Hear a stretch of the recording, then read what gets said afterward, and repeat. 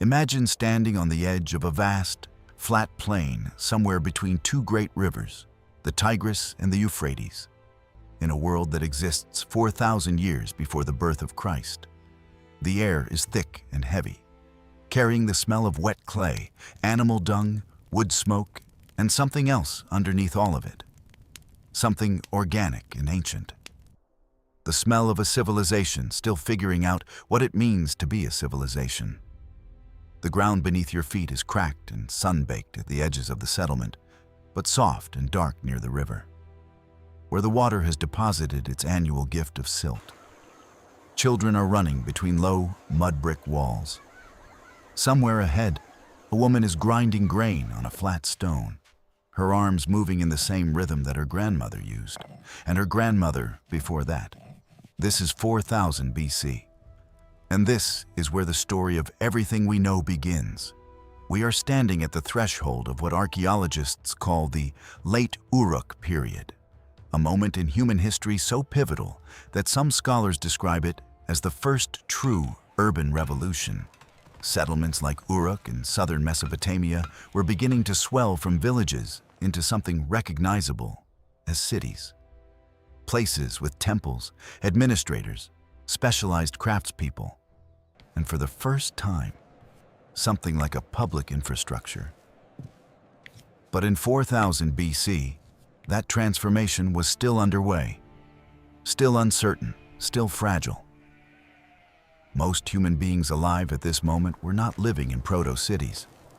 They were living in small agricultural communities, semi-nomadic encampments, or isolated family clusters scattered across a landscape that was far wetter, wilder, and more unpredictable than it appears today.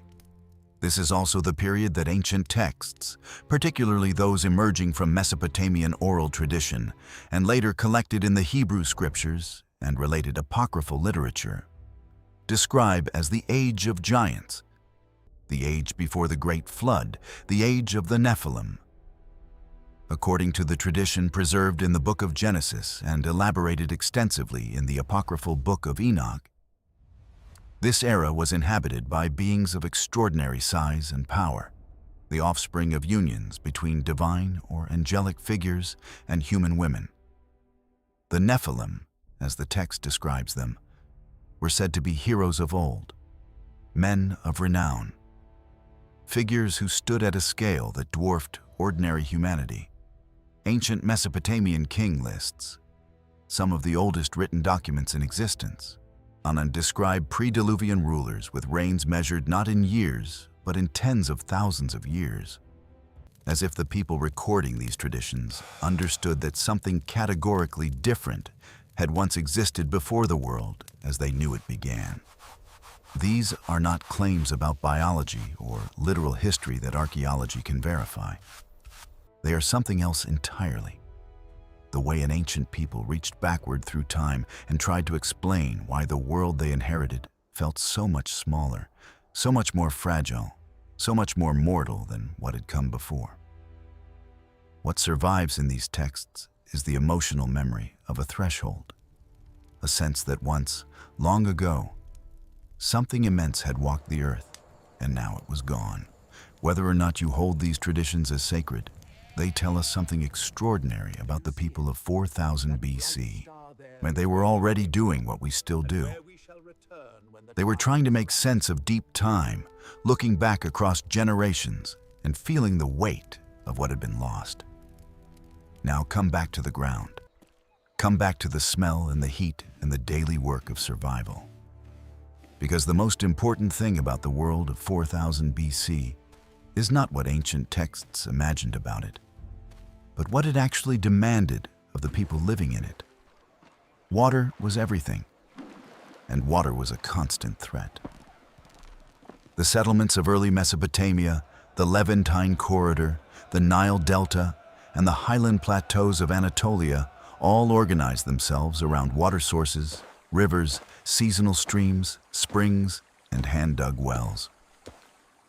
But access to water and access to safe water were not the same thing.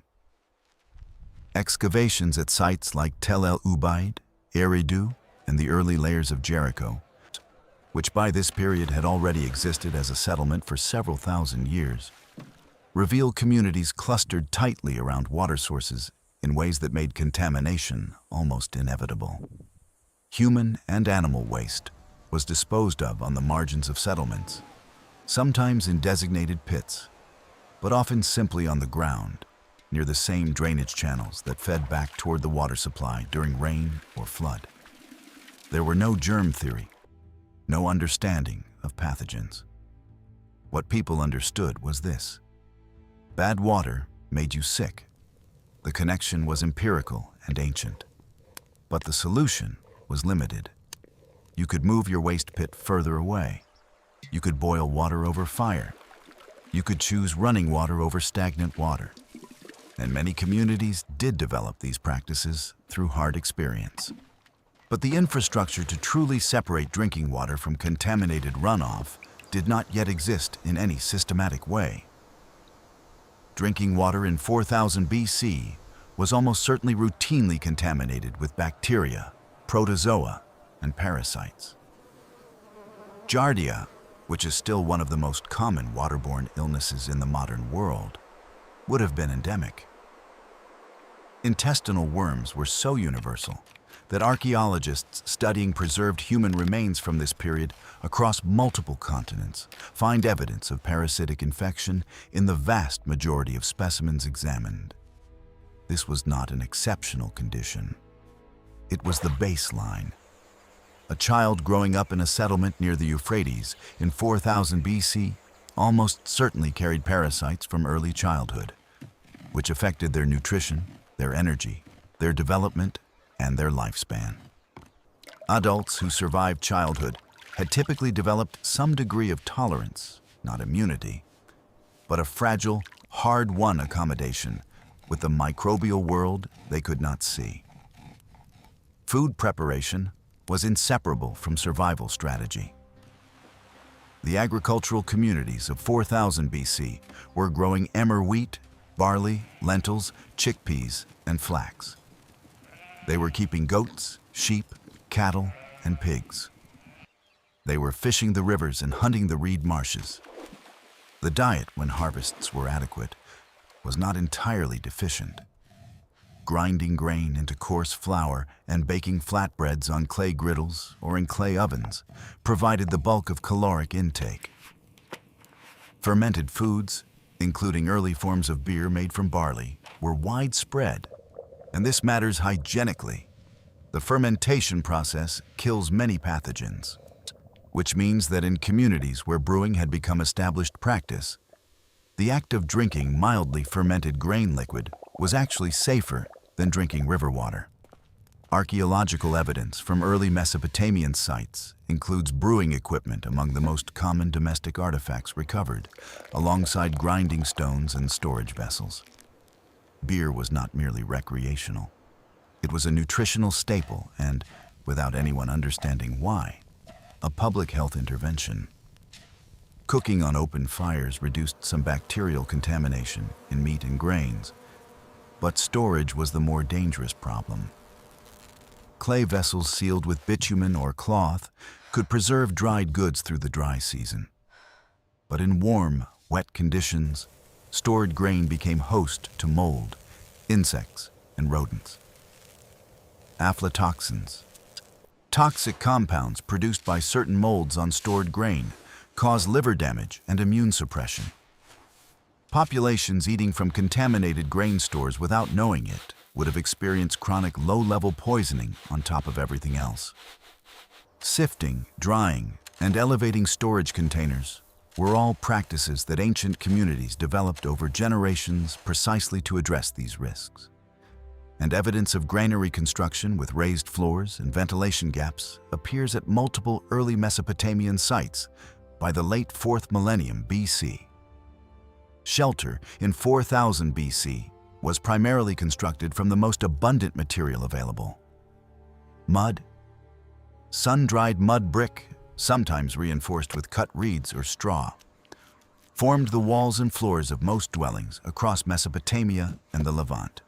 And these structures were practical in that they provided thermal mass, staying cool during the brutal summer days and retaining warmth during cool nights. But they were also permeable to insects, rodents, and moisture. The floors of these homes were earthen, occasionally smoothed with clay plaster.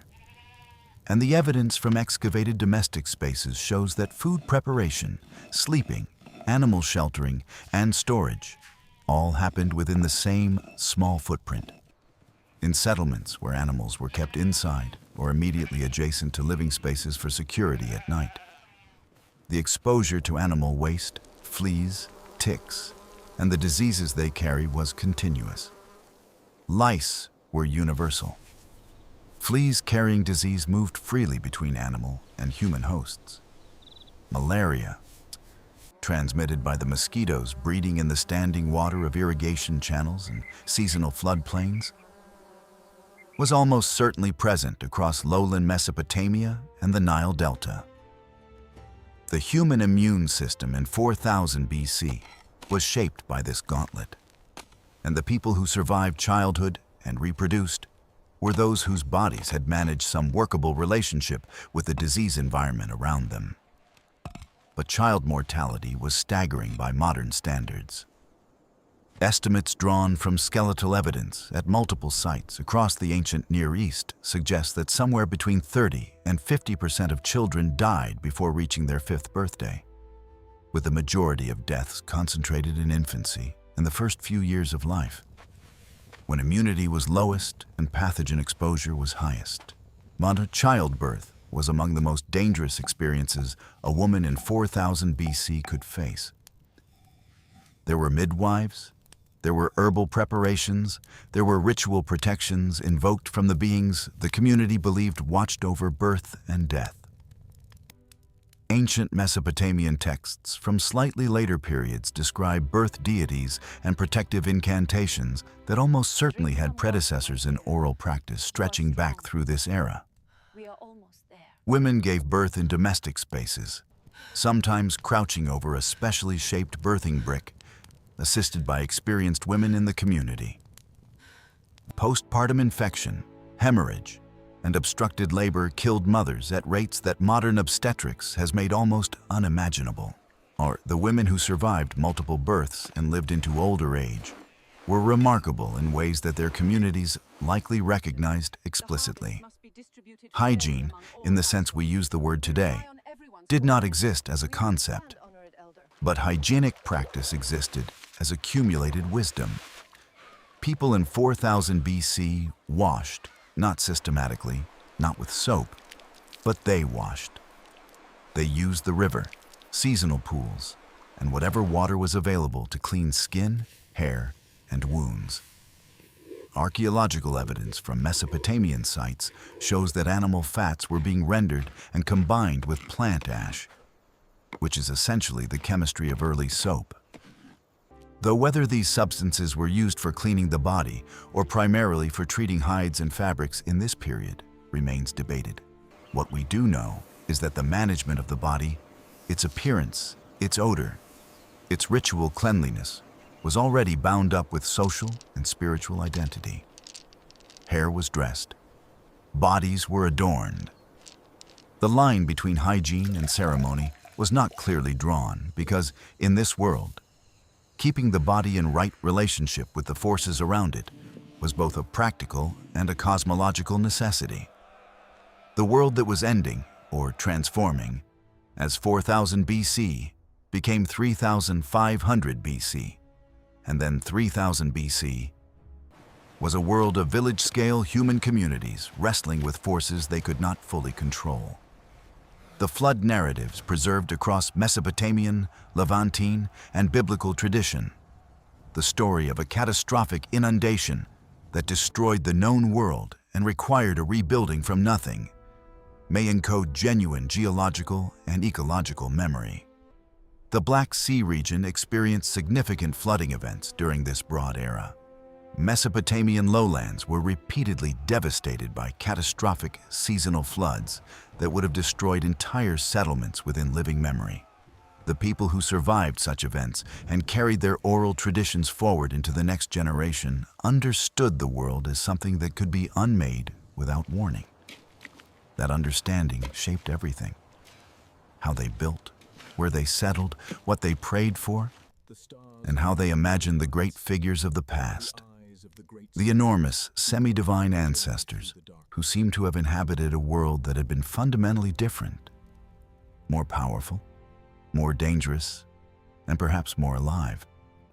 You can still visit some of these places.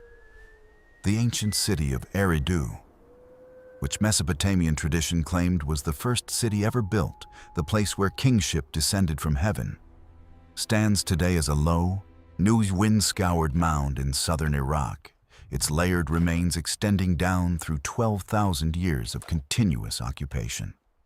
Jericho, the oldest continuously inhabited city in the world, rises above the Jordan Valley floor. Its deep archaeological cuts revealing settlements that predate this era by thousands of years. The British Museum, the Louvre, the Iraq Museum in Baghdad, and dozens of regional collections hold the material record of these lives. The clay tablets, the clay vessels, the bone tools, the jewelry, the skeletal remains, all of it assembled into the most detailed picture of the ancient world that scholarship has ever been able to produce. What stays with you after everything is not the disease or the mortality or the grinding physical difficulty of daily life in 4000 BC. It is the persistence, for generation after generation, in settlements that flooded and burned and were abandoned and rebuilt. Human beings got up in the morning, ground their grain, tended their animals, cleaned their children, honored their dead, and kept going. They looked up at the same stars we do. They told stories about giants and floods and divine intervention because they were trying to understand, just as we are, why the world is the way it is and where it all came from. They were not primitive in any meaningful sense. They were the first. And everything we have built since, every piece of infrastructure, every medical advance, every city with clean water and managed waste, stands on the foundation they laid, one mud brick at a time. If there are other eras, other survival stories, other lost worlds you want to step into, let us know in the comments. We are only beginning to scratch the surface of what the ancient world was actually like for the people who lived inside it.